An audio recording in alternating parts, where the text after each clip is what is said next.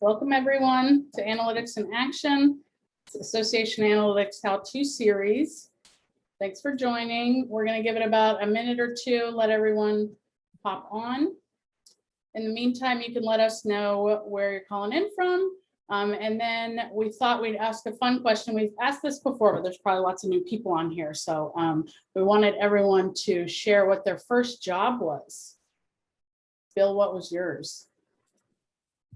Well, my very, very first job, I don't really count this one because my mom got me this job, but I was working at my mom worked for an association. I worked in the mailroom at her association, but the first job that I got on my own, I worked as a front desk person at a hotel. That's fun. Well, that's funny that your first real job was at an association. Yeah. It's meant to be. That's kind of crazy. Yeah, it is kind of crazy. A long time ago. Eric, what was your first job? Mowing lawns.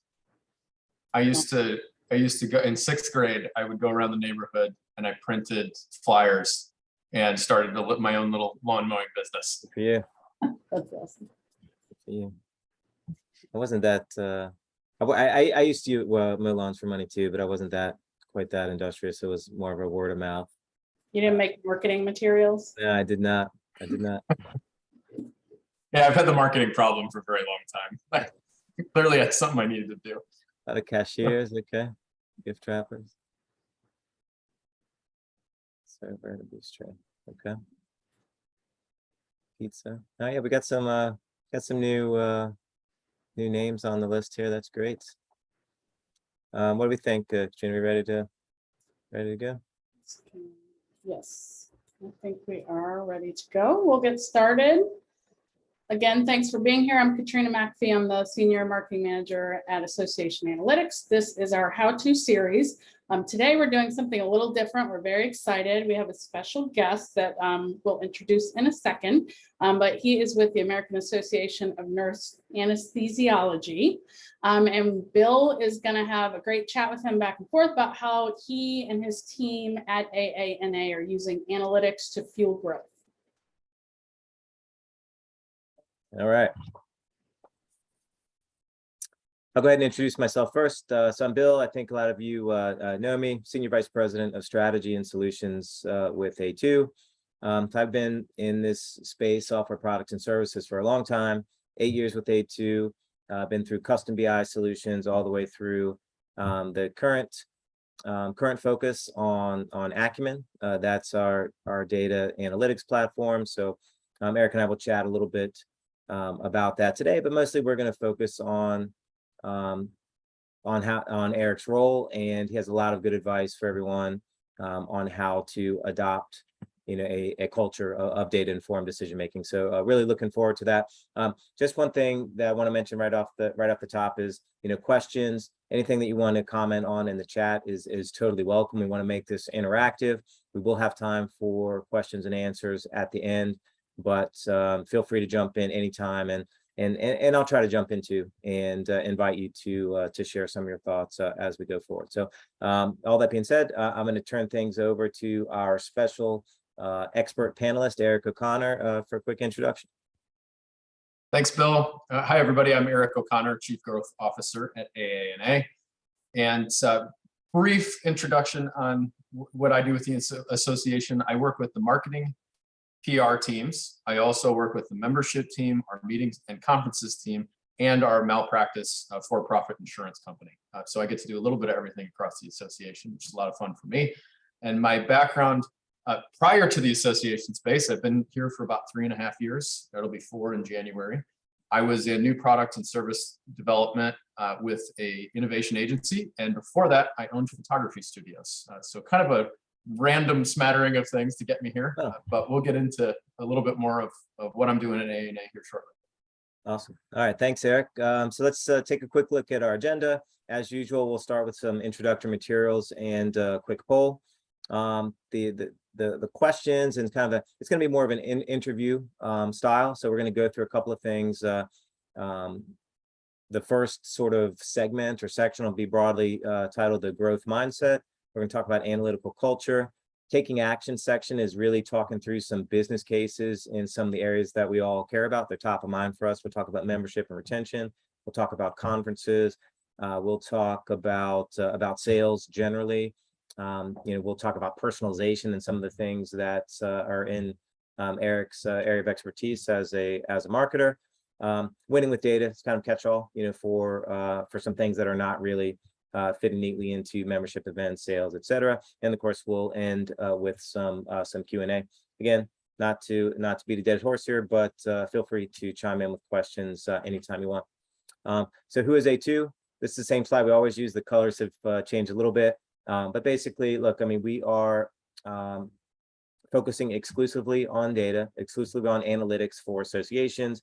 We're here in the DC area in Arlington. We offer the product Acumen, but we really try to offer all of the required products and services as well to help you be successful with that product. We've been doing this for a long time, and we do have 100% client retention rate with our product. So if anybody is interested in learning more about us, obviously you can visit our website. That's associationanalytics.com. Okay. So one thing that we'll talk about today, and that's thrown around a lot, is this term data-driven decisions. And I just wanted to sort of start with one minor thing. Is I like to use the term data-informed decisions, and there's a reason for that. I mean, data-driven is fine; it's not incorrect by any means. But all of us are, we have some wisdom, right? We have some judgment. We have some experience and expertise, some subject matter expertise in our fields. And so the data itself, I mean, if you only use data to make decisions, that would be, you'd probably get it right most of the time. But the idea is that you use kind of everything that and you back that up with data, right? So you validate assumptions, you challenge your assumptions, things like that. And so just as a term, I prefer this, and we prefer this as a company. And so if I'm saying this and you're used to the term data-driven, they're more or less interchangeable, but there's a bit of a nuance there. So, so our poll question is about data-informed decisions. So we're going to talk about this a lot today, but so the question is, my association employs a data-informed approach to blank. And there's a bunch of choices here. You can choose all of those. Well, Katrina's made it a single choice. I was going to say you can choose all of those that apply. But we now have a single choice poll. So the results will be quite interesting to look at. So I guess we would now change this to the one that applies most.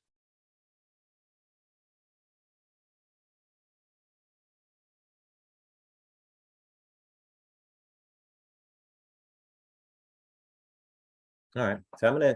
I think that's probably enough time since we're only choosing one. But we have all the usual suspects: acquisition, retention. We have attendance. So it's pretty well split. The largest one is financial performance and member acquisition, just shy of 20% for both of those. And then we have event attendance, which is around 11%. So. A lot of people chose all of the above, and let me scroll down a bit and see if we had anyone choose none of the above. So 0 people on this webinar chose none of the above. So that's fantastic, right? So we're all using data-informed decisions. Thank you, Barbara. That's so true, right? The level to which we use data in all of these areas probably varies quite a bit, but. So the most popular answer was all of the above, at 34%, and some said financial performance and member acquisition. The rest were kind of evenly split, a handful of each. So this gives us an idea, and I think the most important takeaway here is that we have a group that is already using data to a degree and really appreciating its value and its significance. And so I think you'll really get a lot out of what Eric can teach us today. All right, so with that, I'm going to transition into our first segment. It's going to be called the growth mindset. Let's just start right here. We're going to get to know Eric a little bit and a little bit more about AANA and his role there. I mean, what is the chief growth officer, right? I mean, we're going to talk a little bit about that. That's one. That one is a new one for me.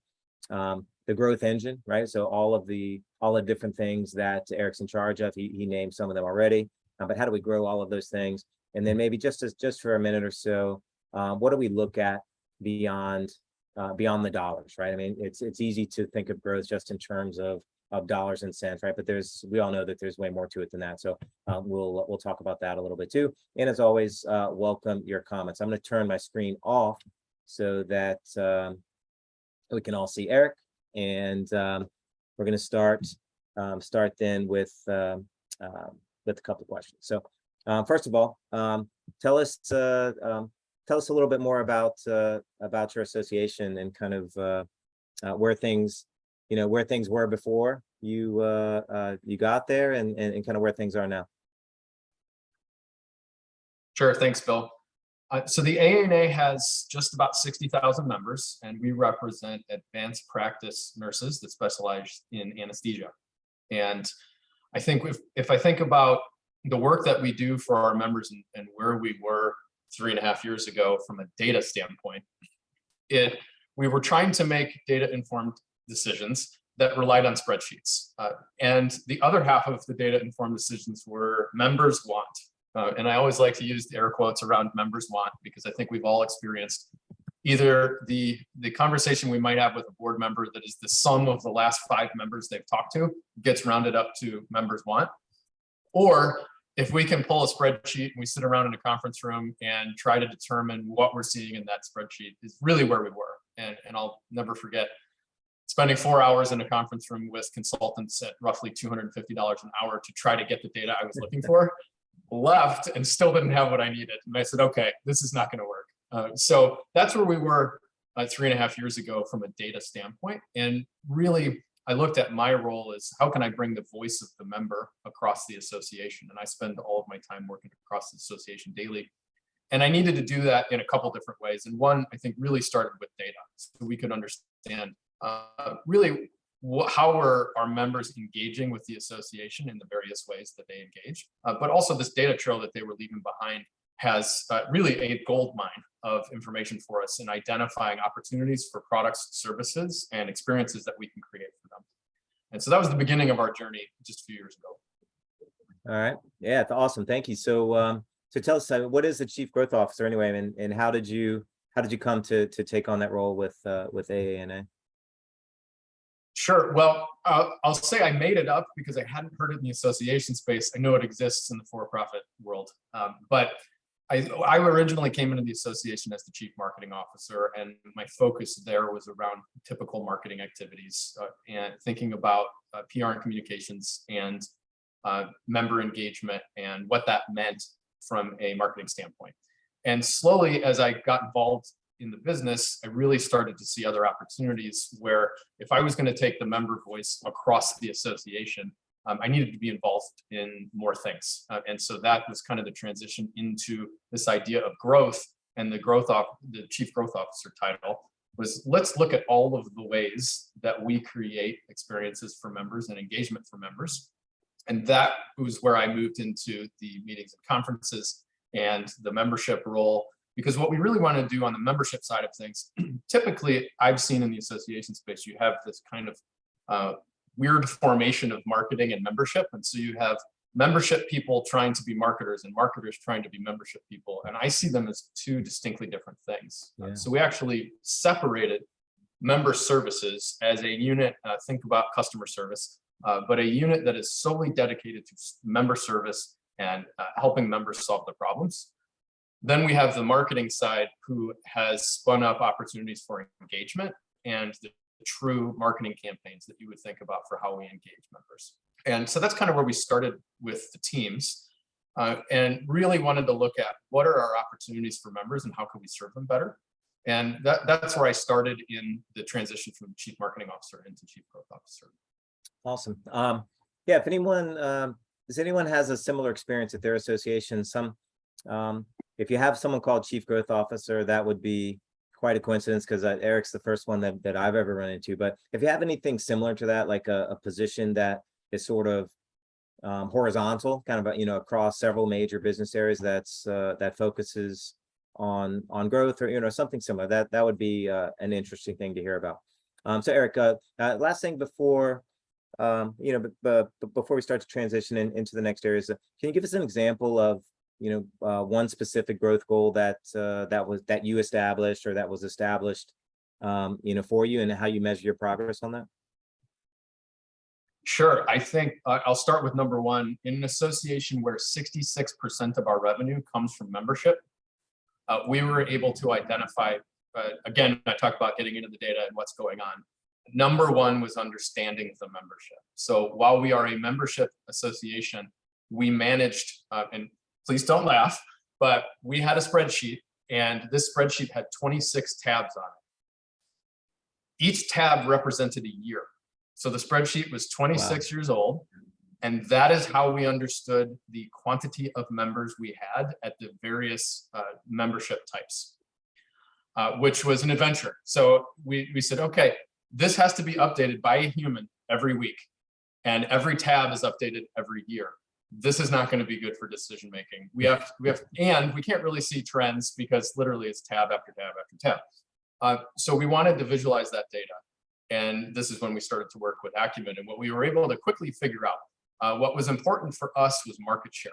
So we had seen a decline in market share for the last 10 years. Now, there were rumors of why, and there's this conversation around, what's going on and what are we going to do, but we couldn't really solve any problems because we didn't really have the information that we needed. But we set a goal, and that goal was to make 79% of the market share, which is where we were at the time, our bottom. We would not go below that. And for the first time in a decade, we were going to move that up. And that's exactly what we did. We were able to move market share from 79% to 81% for the first time in 10 years. And I think using data to say, this is a problem, what are we going to do about it? And then setting strategies to do it. I think that was really exciting for us and for the team to be able to really rally around that together to say, this is an initiative that we're going to work on. Awesome. Thanks. In the chat, if anyone has a spreadsheet that they use in their day-to-day business that is more than 26 tabs, I want to hear about that. That's a big one. Okay. So as we transition into the next one, a question is, like, when we think about growth, and honestly, most of what we'll talk about today is growth in like counts, percentage of market share and all of that. But what things that are readily counted, right? Dollars and percentages and things. What else is important, right? What other kinds of growth are there that we should care about? Sure, and this is my favorite kind of growth, actually, and that's in the development of our people and our teams. And so I think when I set out with my teams to understand the association space, because I was new to it, and I had to say, give me the download. Let me hear everything that's going on and what's going on in our teams. The number one thing for me that I noticed was we had professional development budgets. So I have 56 people on my team. And if I looked across all of our budgets and I looked at the professional development lines, they all had dollars and cents in them, and none of them were being used. And so I wanted to change the culture on my teams to say that, we're going to do things together. So the teams would get together. There's a big conference coming up for the marketers out there called Brand Week. So I brought the marketers, and we all attended Brand Week together virtually during the pandemic, which I highly recommend if people haven't done it. But that was a way to show that we put value on professional development. And so I started to challenge our teams. How are they going to create goals around professional development? And if they were to look at their professional development, where they're trying to get in their career, how are they going to get there? And then how can we, the association, help them get there? And so really establishing this baseline of I want to create teams that help people grow. I found that people got excited about that, and they found that AANA was willing to invest in them to help them get where they were trying to go together. So I think that that's so important in any growth initiative. It's not dollars and cents; it's about bringing the people along as well.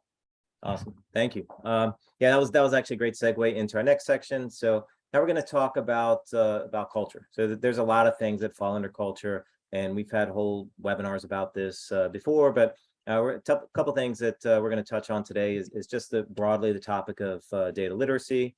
We're going to ask Eric for some tips, right, from himself, right, the things that would work for him as a leader, but also for staff, like things that can work for people that are not today in leadership positions, but they also want to to drive adoption of certain changes in the culture, and how do we get buy-in right from board and on down, and just this concept of sparking the conversation.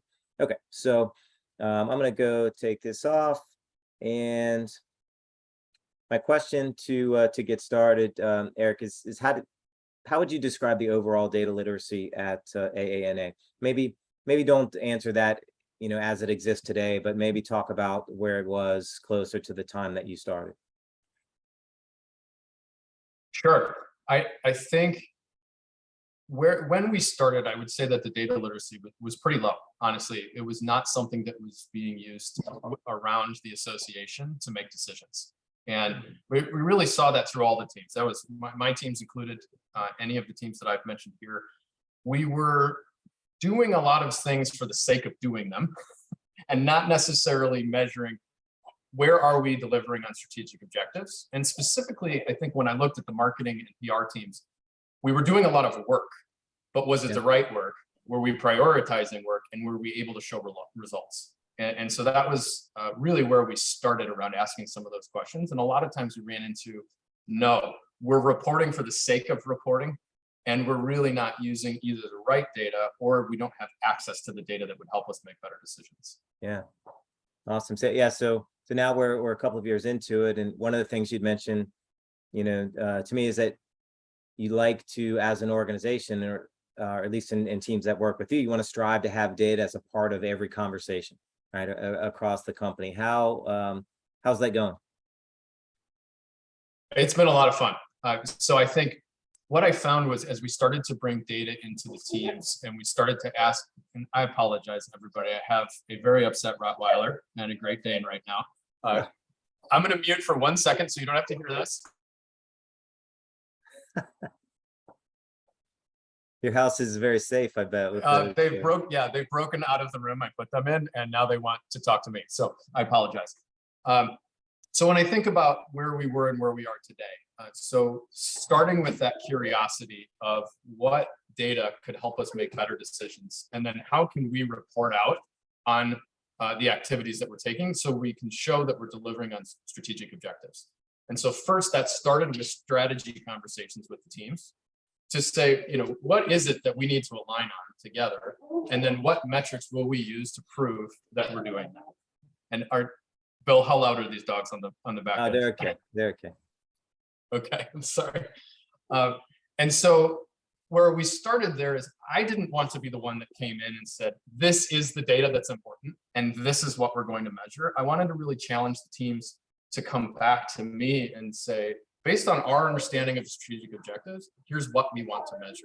And then we would go back and forth to kind of massage what we were going to report on. But I thought that was important to kind of increase that data literacy of helping people. I wanted them to come to the solution and bring it forward. And we did that as a team. And so it was really, I think, fun for everybody from the standpoint of, I don't know what the answer is. Let me look, let me see what data we might want to use. They would bring it forward, we discuss as a team, and now we had more buy-in around our metrics that we were bringing forward. Awesome.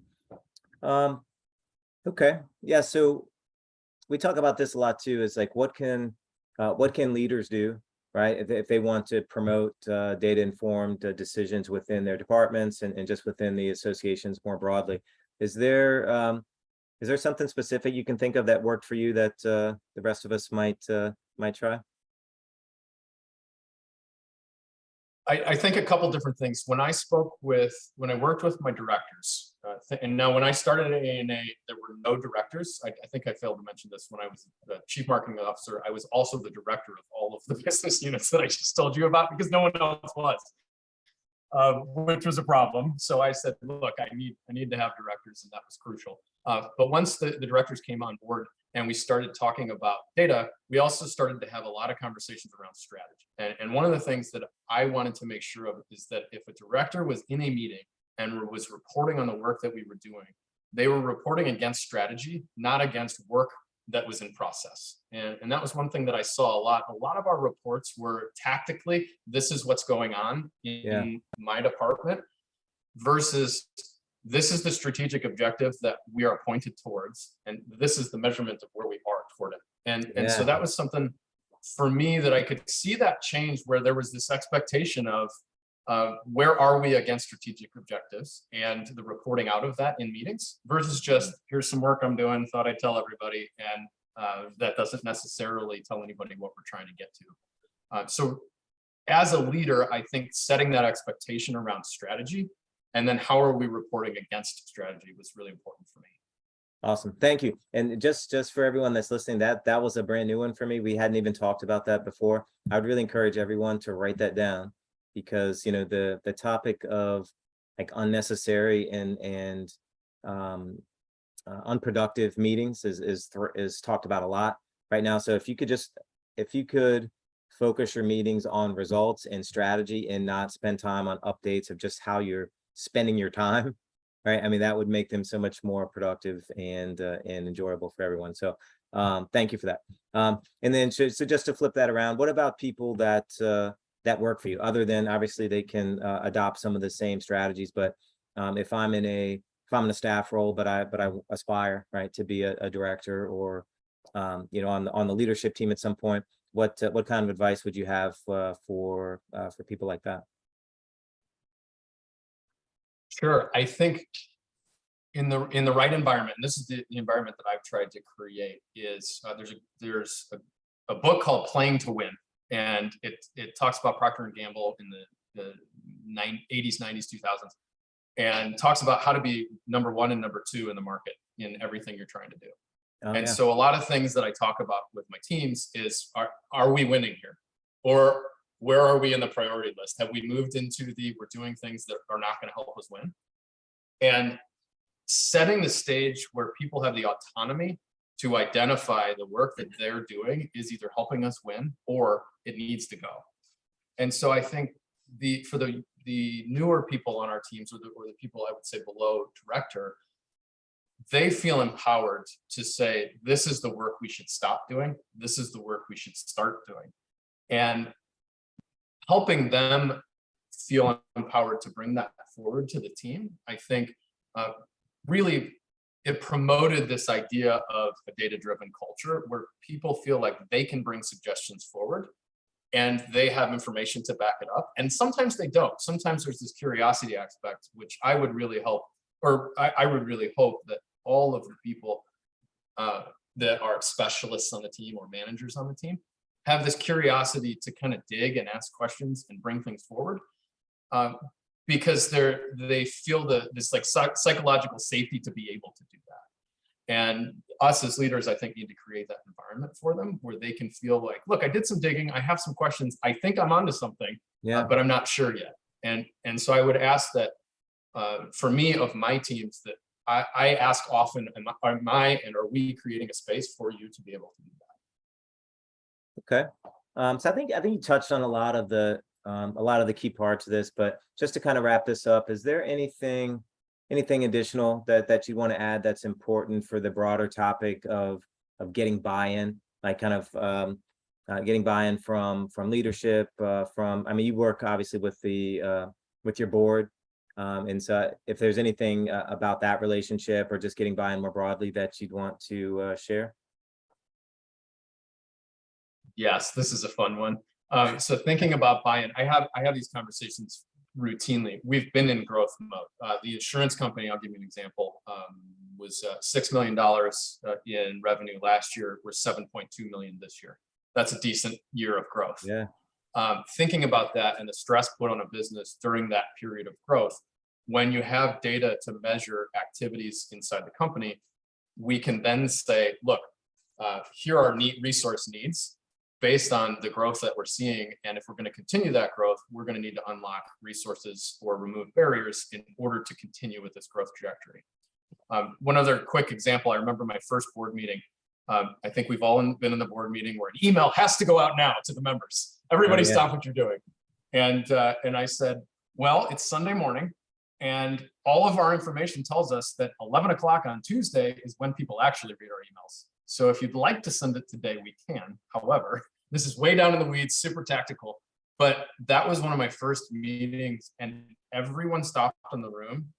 As I said, you asked me to be data driven and to bring you the voice of the member and understand how we engage members. So I'm going to keep bringing you numbers. I think since then, it opened up this trust around the numbers may not say what we want, but as long as we always bring it forward and say, this is what the numbers are telling us, this is what the data is showing us. I've found that our board, CEO, C-suite, people are really receptive.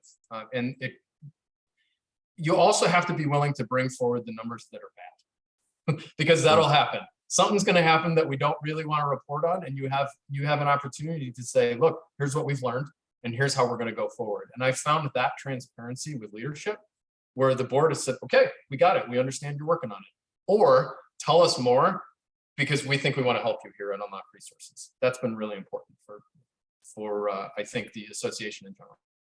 Yeah, I mean, that's a great point about transparency, right? I mean, we always talk about it as though it's obviously a good thing. Not everyone sees it that way, and there are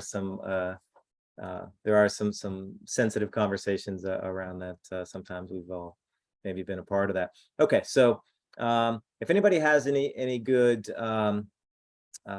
adoption or culture or buy-in type stories, I'm sure the group would be interested to hear this. So feel free to share that. We're going to move on to some some things that are closer to where we started on actual growth with numbers. So we'll start with membership and renewals. I know that was one of the one of the first things that you that kind of took on, right, when you started there. So we'll talk about what was the trend. Talk about this concept of finding the leaky bucket, right? So we've had webinars about this before. Like retention is not just one number, right? It's there's a lot of nuance to that, and you got to be able to unpack it a bit. And and then once we find the members that renew in high numbers, or member groups that don't renew in high numbers, we have to take a step further and see what it is that we know about them. Okay, so I guess I would start here, Eric. In your role as a growth officer, I mean, how important is membership as an area and as a data set, and how have you been able to improve it using data? So I think I referenced for the AANA, membership is 66 to 68% roughly of the revenue that we bring into the association. So it is crucial. And this is really where we started from a data standpoint and a visualization standpoint. Was I needed to understand the members, and a spreadsheet was not going to cut it. And so that was really important for us when I said, okay, I can look at products and services, I can look at all the different data points that we have. But number one for me was understanding membership and membership trends. And this leaky bucket idea is super interesting to me because this is where we started. So I'll give everybody an example here. I have to move something on my screen so I can see. We were thinking about retention rate. And if you look at fiscal year 20, we're in the 95% range. And fiscal year 21, which is not a recertification year, we were retaining at around 94%, which is pretty great. Now, the decline you're seeing here is we're in the middle of membership renewal, so nobody panic. Everything's going fine at AANA, and we'll be okay. But what I want to point out here is we've heard this story, and this happened since the day I walked in. We have a problem in 0 to 5 years of members. We are losing members from 0 to 5 years. And I said, okay, how do we know that? We had literally nothing to show us that was the case. It was just kind of one of those, well, this is what the board's saying. We're losing members at 0 to 5 years. This is what members are saying. And I said, all right, we're going to need to dig into this. And what we were able to do through Acumen, if you notice the left side of the screen where it says 20 and above it, those are so from 20 to 35 years old, we were retaining members at a 73% rate. But overall, we were retaining members at a 95, 94% rate. And so we said, okay, hold on a second. This is not 0 to 5. Let's dig a little further. And so we were able to drill down into that current retention rate by age and say, okay, what's really going on here? And what we found is we compared that data to years in practice. we found that really our problem was between 0 and 1.5 years, not 2 years to 5 years. Now we can start to hone in and say, okay, well, what's going on here? And what we're able to identify, some of you probably have various membership rates for your students, and then as their early career entrance or early professional entrance, we have, depending on when you graduate, you can have the remainder of your year as a CRNA, as a professional, for $0, or you can get membership for half price. So we started to analyze those membership levels, and that's where we found out we are only retaining at a 73% level. Now, what we also found out, because again, I want to look at trends over time, is that decreased that decreased from 89% over the last decade. So 10 years ago, we were renewing at a rate of 89%, and now we're down to 72, 73%. So now strategically, we can say, okay, we've identified the real problem, and it's in the 0 to 1.5 year gap. Now, a lot of people would think, okay, well, what are we going to do for the early career member? But really what we found is it's what we're not doing for students. Because you're a student at the time before we had the doctorate, you were a student for roughly 2 years. Well, now you're a student for 3 years. We are not building the value of membership with our students that we should be.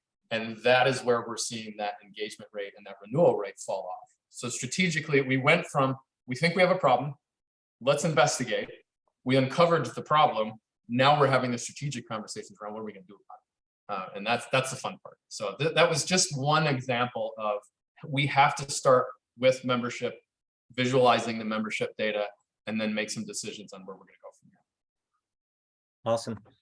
Appreciate any comments that anyone has on this. One thing that I would add to it is this idea of kind of digging into what do we know about the people in different groups. So aside from their age, there are lots of other demographic characteristics, other behaviors that you might drill into, other products and services that you offer may correlate, with higher rates of retention and all of that. So, this one, this one was pretty.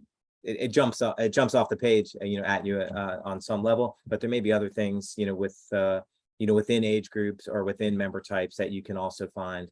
Using filters, right? You can see there's the filter pane over here on the right in the dark blue that allows you to take demographics and behaviors and slice and dice your retention and other data by that. All right. So let's go to meetings and conferences, right? For most of us, this is number one and number two on the things that matter most to our revenue picture, right? So we talked about membership and retention. For conferences, right? How do we know what kind of programming our members are interested in, right? I mean, we have some segment of members that just sign up for the conference every year. We have some that never come, but there's a lot of people in the middle whose decisions are going to be based on the content, right? Whether it's something that's compelling and interesting for them or not. We'll talk about pandemic effect, right? That's still, even now, is still really a really popular subject to see what we learned and what lessons we've applied based on that, and the idea of real-time adjustments, right? So one of the biggest benefits of having ready access to current data and making data-informed decisions is you want to be able to change course, right? To Eric's point, right? They're now looking at solutions to address their student population better, right? Increase engagement, increase loyalty with those students, but on a smaller scale, right? On a compressed time window, you might have to make real-time adjustments in your strategies leading up to an event if you find that your registrations are down or your exhibit sales or some other big driver, that drives your revenue is not performing up to expectations. So, okay, so Eric, talk about how you've changed your approach to programming at your events based on data. Sure, I'm gonna start with a fun one, and I'd ask if we were all in person. I'd say everybody raise your hand if this story sounds familiar. If you have a legacy piece of your program that you do year after year, and you have this gut hunch that really you should stop doing it, but you don't necessarily have the data to show you. So I'm going to tell a little story. I imagine you're all raising your hand because I think we've all been there. There's something that just lives on. It's a sacred cow and you keep on doing it. A major piece of our programming around our annual conference was our banquet. Now, some of you may be laughing and saying, oh, you still have a banquet. I'm sorry. But we did have a banquet.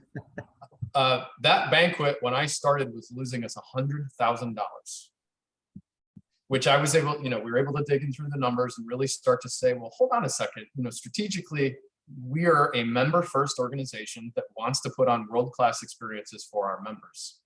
Yet we're seeing declining rates of attendance that went from 50% down to 13% at our banquet, which is a major piece of our overall program.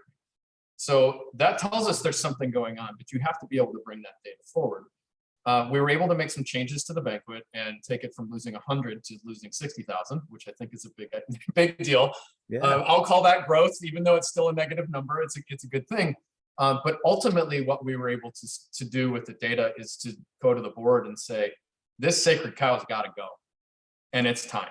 And we're hearing it from members. We're seeing it from members. They are voting with their dollars in other places. We are now subsidizing this sacred cow with the rest of the members' money that aren't attending the banquet. This is not responsible from a fiscal standpoint or a fiduciary responsibility standpoint, but also if our goal is to put members first and create world-class experiences, then we need to understand how to augment the program. One of the things that we're hearing is hands-on workshops cannot get enough, and so many of our hands-on workshops are full to the brim. Now we have space open up in our program to think about how we can do more hands-on workshops, and we can expand that reach and engage members in different ways. We're also able to see on our learning management side of the house. In 2019, I remember sitting in one of my first meetings. We had just launched a learning product, and we put it into the market, and nobody took it. And it was version 2. No one took the first one either. So we kind of said, okay, no one took this one. Let's make a 201. So we made 101, no one took it. We made 201, no one took that. I know we've all been there. And so thinking about, all right, now that we can actually see how people are integrating with our courses. So this view that we have here is our learning overview. I can see how many people have enrolled in courses. You'll see top courses by enrollment and then numbers next to them. I can start to get a sense for what's working, what's not. If you look at these trend lines, it becomes very clear as you move down the yellow at the bottom, what things people aren't taking and what they're not interested in. Well, now we can start trimming and saying, okay, inside of the educational catalog, this was a miss, which is okay. That's a really important lesson, is to understand what didn't work. But how do you either make changes to it or get it out of the catalog completely to make sure that we're keeping the best content in front of people? When I think about Netflix, you think about shows go on Netflix or HBO Max or Amazon for a period of time. And then you get a warning that, hey, we're not renewing the license. Why are they not renewing the license? Because they see the trend line like we're seeing here, which is it's not worth the money we spent on it. We're not getting enough viewers. We couldn't really do that, or we weren't doing it very well with spreadsheets. We're now able to see at the click of a button in real time the performance of our courses throughout the year. So I think this is an example when we think about data throughout the organization. The marketing team is usually closest to the data, but what we've tried to do, now we're working hand in hand with our professional development team. So they were usually just tracking how many people took our courses.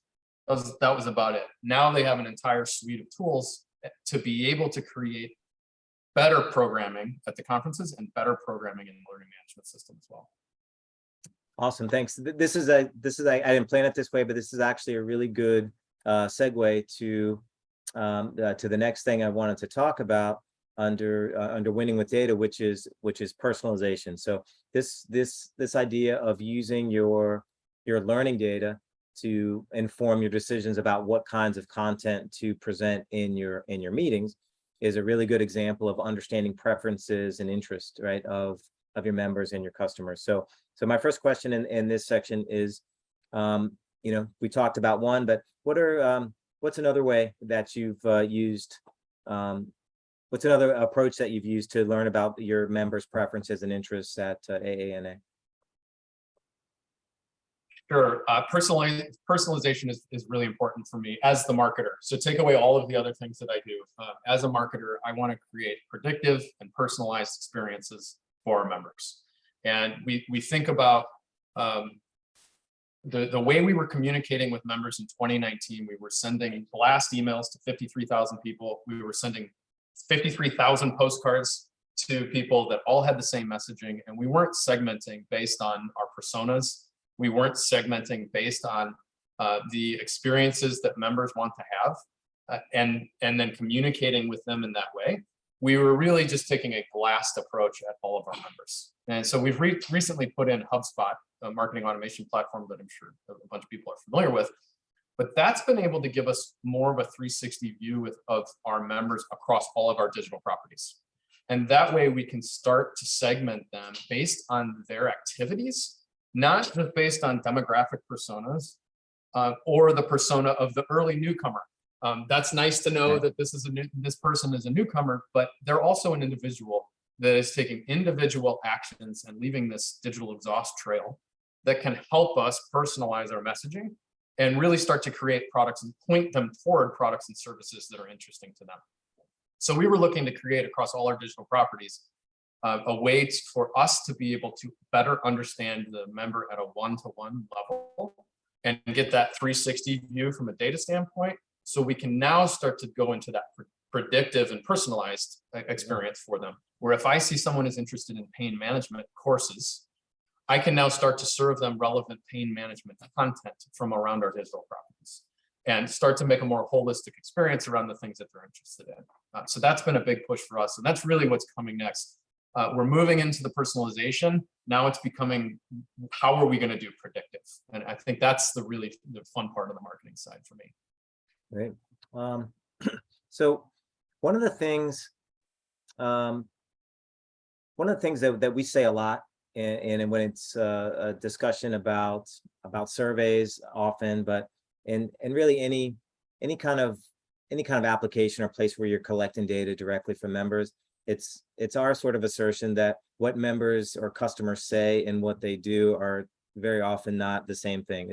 Would you agree with that? Yes, I love this one because that's something where you can send out a survey and get one set of answers. And I think this is a great example of what we're building a new website right now. And we've tried to put a lot of what we're doing as we build the website in front of members and test. So we can see their actual behavior and how they're interacting with our current website. And then we can see how they respond to questions. And so it's interesting, sometimes we'll see the difference in, they say that I'm primarily interested in learning opportunities in the LMS, yet they spend all of their time somewhere else on the website or related to where am I in my CE journey or that type of thing. Yeah. Or consuming different types of content.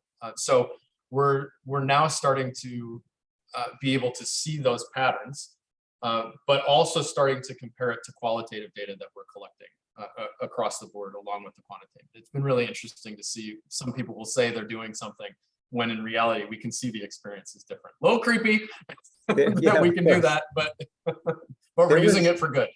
There was an example that I remember related to CE credits. I wonder if you would share that one with us.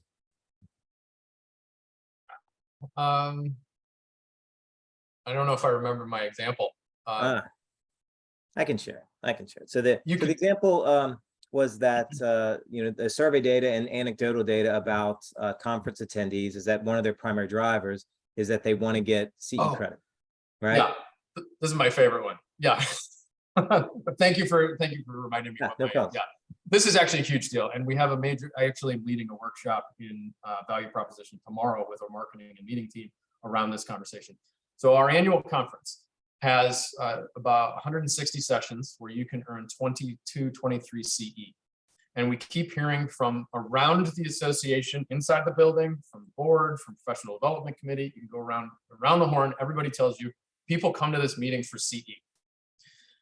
Yet, only 12 CE are earned on average from this conference. So a conference that is built around earning 23 CE, on average, people are only earning 12. And when you think about the expense that goes into 160 sessions, 160 speakers, AV, meeting rooms, and only half of those CE are being collected, that starts to tell us, well, hold on a second. We need to analyze our program, and we need to understand, are we putting on the right program for the right people? Yeah. And is the process for claiming or getting the CEs, is that arduous in some way? Could that be part of the problem, or is it? It's pretty typical. It's the same at all of our meetings. It's not that hard. And the need for CE, as far as a recertification process goes and where people are in the recertification period, what we're able to see is the people that are attending the meetings and how many CE they have in the recertification process. They need those CE. Yeah. So it's not just like, no, thanks, it's hard to get, and I don't really need them. Not only do they need them, it's not that hard to claim them and fill out it's a couple minute survey. It's no big deal. So that's been an interesting insight that we've uncovered. All right.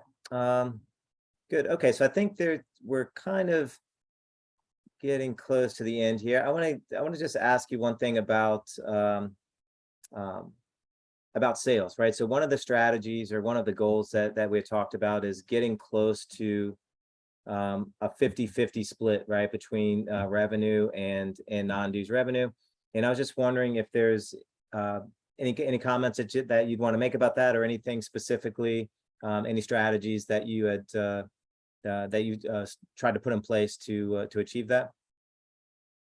Sure. I think one is understanding, one being ruthless around this playing to win idea, and understanding what's working and what's not, and pruning away what's not to get out of the way and free up resources inside the organization to do the work that matters. So that's number one. Number one, through our visualizations, we're able to identify these are the products that need to stay. And that's what you're looking at here. And we were able to put in processes where you see some of these peaks in orange and yellow that would drive sales by specific actions. So I think that was a number one place to start. Number two is, how do we take this data and then start to work through ideas with the member in mind? How can we create products and services that are interesting to them? So one, doing more of what we're doing that's working.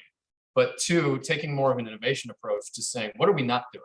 What needs are not being served with the members? This is this workshop I'm working on tomorrow. If you are not familiar with the jobs to be done framework, look it up. It's awesome. There's a great workshop that you can run with your teams around identifying jobs that members need to do that help you uncover opportunities from an innovation standpoint. That's something that we're working on now. But on the back end of things, we have the marketing team working on the data to really understand what's going on in the market to identify new opportunities.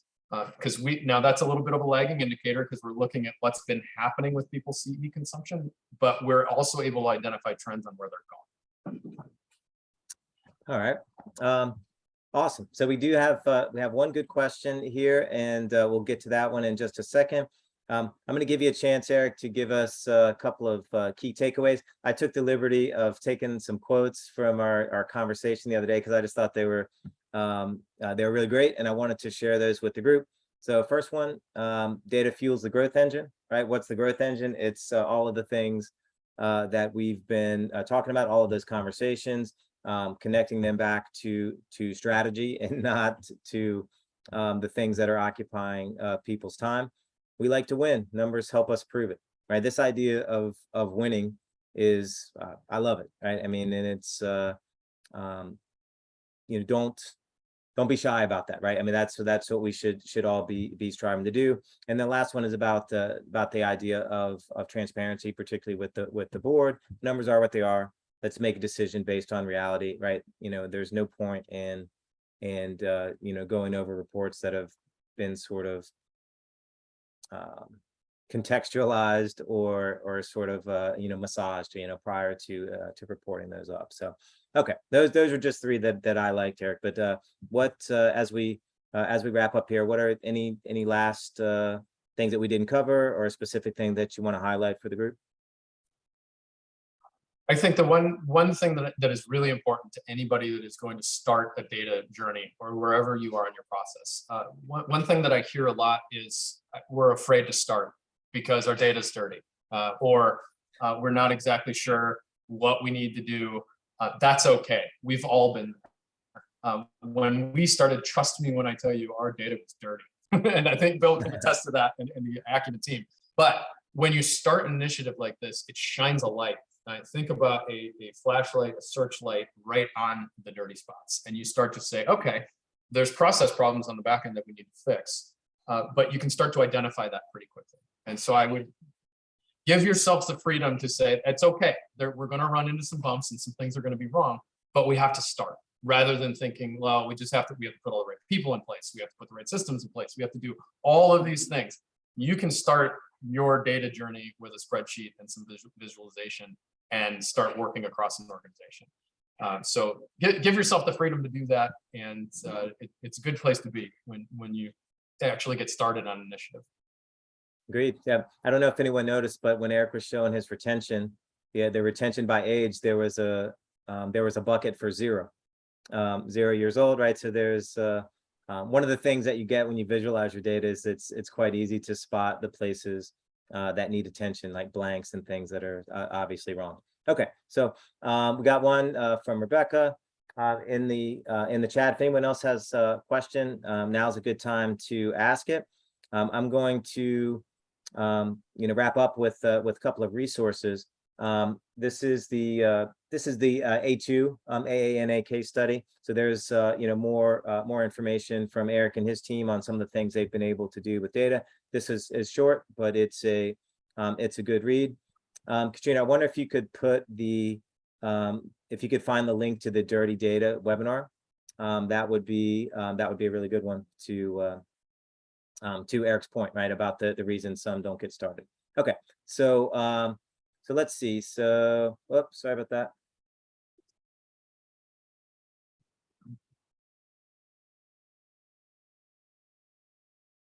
Okay, so Rebecca's question was, what are some ways to address the persistent resistors, right? I mean, I think Eric's modeling behavior and his kind of enthusiasm about it would be one way, but anything else that you would point to, Eric? So I think this is a great question, because I'm still working on it. In fact, I had a meeting this morning in our insurance team around exactly that.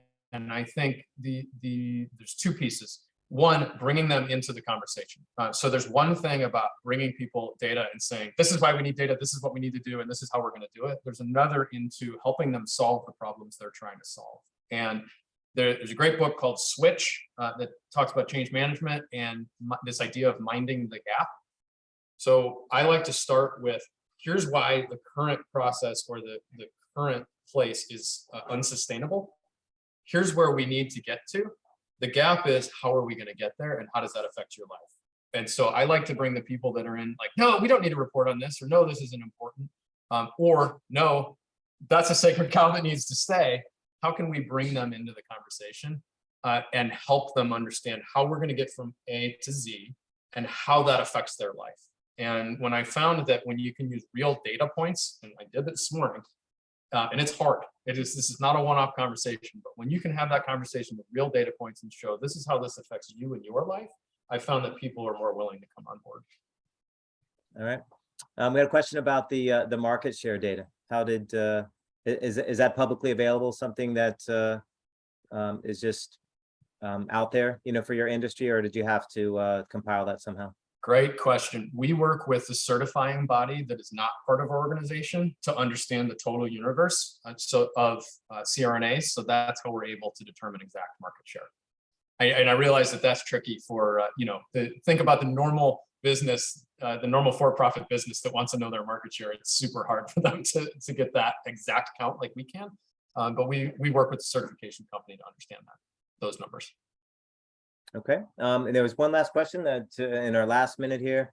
Do you have, there was a question about any resources for novices, right? For employees that things that they can look to understand the value of using data for these type of decisions. So we definitely can send some things and post some things related to like analysis and things, but just broadly about this topic, anything come to mind? Sure, I think, so where I started was every case study I could possibly find about what was going on. I think the resources from Association Analytics are great. They have white papers. You can see the one that they share here of the things that we worked on. But they truly do have information that will help support you, regardless of if you use the association analytic products. And I think that that's something that's so important for the industry. But I think that that's a great place to start. And that's really where I was.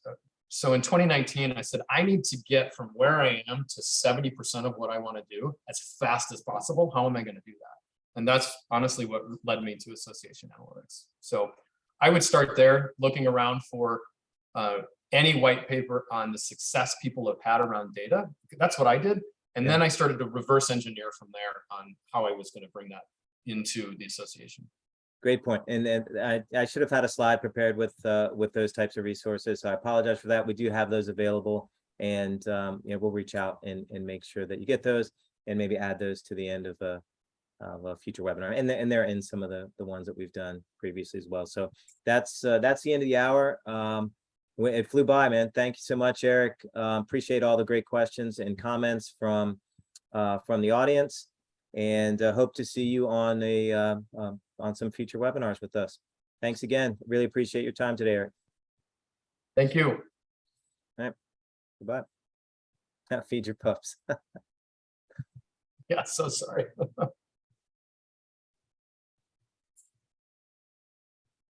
Bill, if